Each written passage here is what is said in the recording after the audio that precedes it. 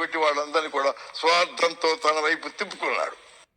తెలుగుదేశంలో గ్రూపులు వస్తాయని నేను తెలుగుదేశం అంటే తెలుగు జాతి ప్రగతి కోసం ఉంటుందని, తెలుగు వాళ్ళు గౌరవంగా చెప్పుకునేటటువంటి వ్యవస్థగా ఉంటుందని నేను అనుకున్నాను.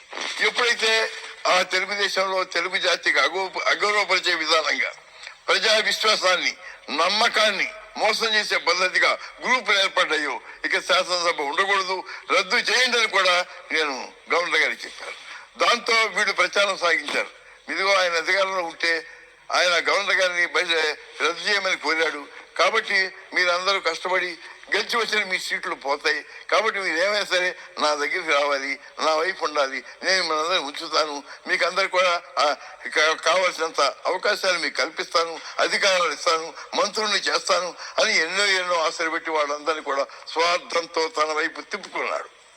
తెలుగుదేశంలో గ్రూపులు వస్తాయని నేను తెలుగుదేశం అంటే తెలుగు జాతి ప్రగతి కోసం ఉంటుందని, తెలుగు వాళ్ళు గౌరవంగా